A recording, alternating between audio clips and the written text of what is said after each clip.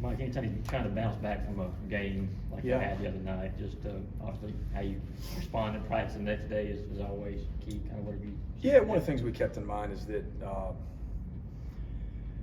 for the majority of the first half, it was competitive and we did some good things, and we actually had some pretty good looks there midway through the first half, which might have made it a little bit more interesting, of course. And at the end of the day, it is one game.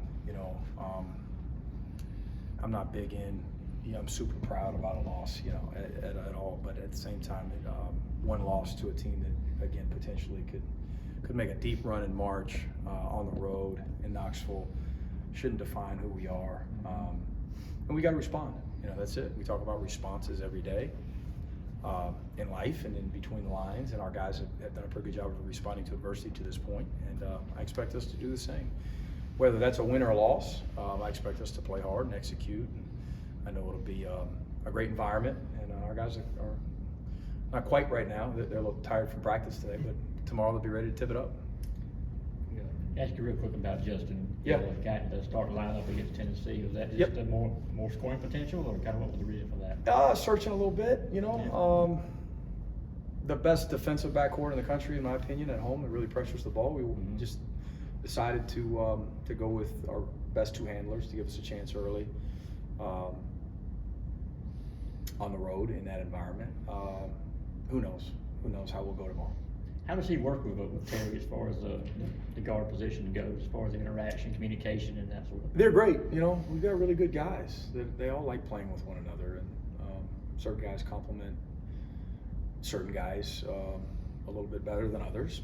But those guys have been good at times. They finish games a bunch together, especially when leading, down the stretch and press attack and those type things. So, and when they're out there together, sometimes Terry's at the one, sometimes Justin's at the one, depending on time and score and flow and our matchup. When you're preparing to play a player like Gigi, Yep. can you sense any extra focus from your guys in practice, understanding the challenge that's ahead of them? Yeah, but that's, for the most part, that's throughout our league. We had a bunch of guys that had our guys' attention as we're watching individual clips, personnel clips, heading into Knoxville. And same thing with the Gamecocks. It's not only GG, it's Hayden Brown's a really good player, right? And you've got Michi Johnson and Chico Carter, two of the best shooters in our league. They complement each other well. We just talked about that. You've got a guy that can isolate you from the elbows and on the post, on the extended post, and pick and pop, and they're good in transition. And you've got two guys that can spread you to 25 feet defensively. So this is a team, as we know, that went into Rupp Arena and won. That's really all you need to know. They're very, very dangerous. With Gigi specifically, what stands out about his game? Versatility, his ability to create his own shot in so many different ways. He's a unique player, and also at his size. There's a bunch of 6'5" guys that can do what he can do, but not at his size and length, especially at his age. He is a talent, as we all know. How much of you guys talking about getting back to that defensive intensity that you spoke about? That maybe kind of Oh, a lacked little ton, bit? a ton. It lacked in the second half at Rupp. You're on the road at Kentucky. I'm going back 3 games now, right? Yeah. 2.5 games, and 20,000 is a part of that, and giving up a lead, and we didn't respond like we're talking about needing to do tomorrow in that next one defensively as much as we needed to against Vanderbilt. Vanderbilt was analytically our best offensive game of the season. Defensively was one of our worst few, and at home there's no excuse for that. We don't need it to be one of our best. I'd like for it to be. It'd be bonus offensive performances the year tomorrow. But what's easier for us to control is our intensity and our effort and our energy and being in a stance and communicating and sprinting around, just playing really, really hard. And we've got to do it. We've done that at home 95% of the time, and that's why we've had some success at home. And that's where it's got to start tomorrow. Hopefully we make shots, get into an offensive rhythm, but the things that we can control, we got to get back to doing a better job of controlling. In Knoxville, I thought we were in a stance. I thought we were fighting through some screens. We got some stops early. When it got away from us, were we quite as sharp? No, but we are human too. Is that one of the things that should be easier to flip the switch on? The effort and intensity and all that. Yeah, absolutely, Yeah. absolutely. And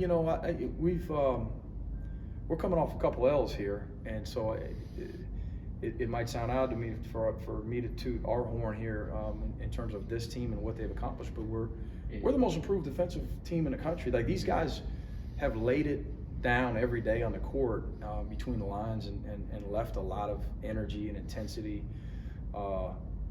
sweat on that court. I mean, they worked hard to become a pretty good defensive team.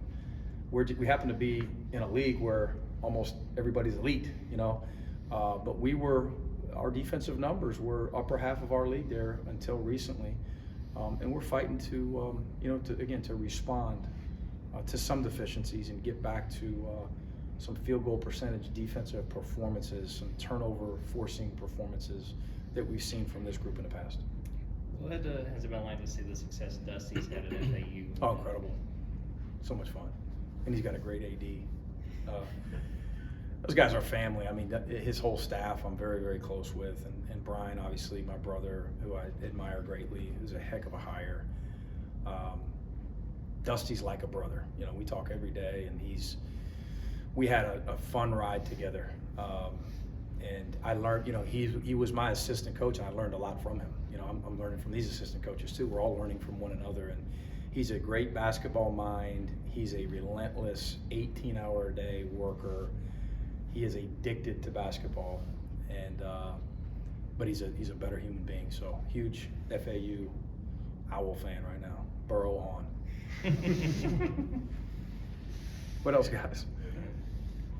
It's good. Thank you, guys. Appreciate it.